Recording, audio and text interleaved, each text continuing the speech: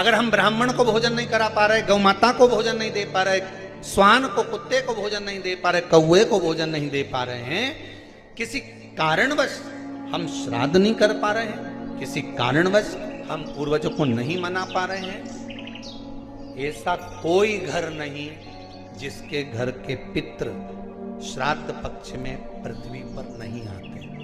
तुम पूछो मत पूछो, तुम्हारे घर के पूर्वज तुम्हारे यहां जरूर आते। दरवाजे पर आकर खड़े होते हैं पितृ,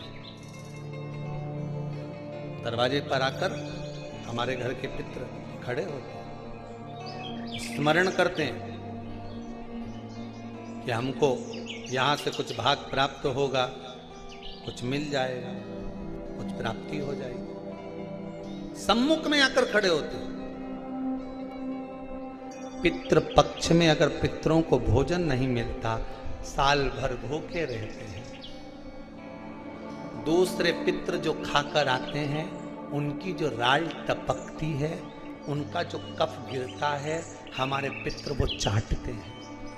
वो चाटते हैं तो बद्दुआ देते हैं कि मैं इतना भरा पूरा छोड़ कर आया था, इतना देकर आया था, कम से कम आज मुझे कंडे पर घी और शक्कर ही छोड़ देते, गुड़ का ही भोग लगा देते, कम से कम मुझे राल चाटने को तो नहीं पड़ता।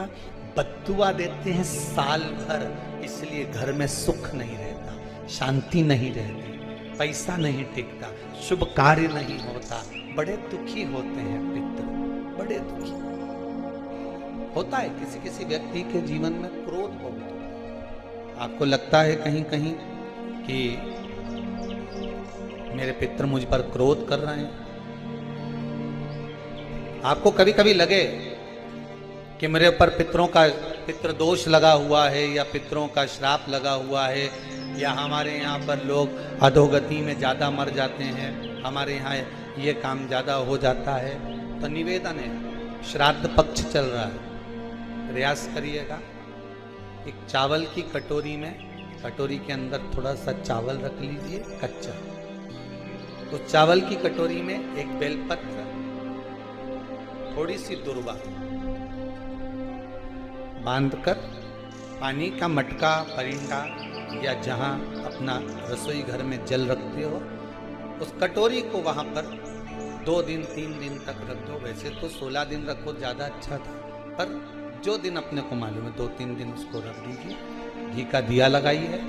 3 दिन के बाद में उस दुर्वा को, उस बेलपत्र को शिव बाबा को ले जाकर समर्पित कर दो। चावल पूरे घर में घुमाने के बाद चिड़िया को या नदी में या किसी जीव को प्रदान करो। महाराज, पितृदोष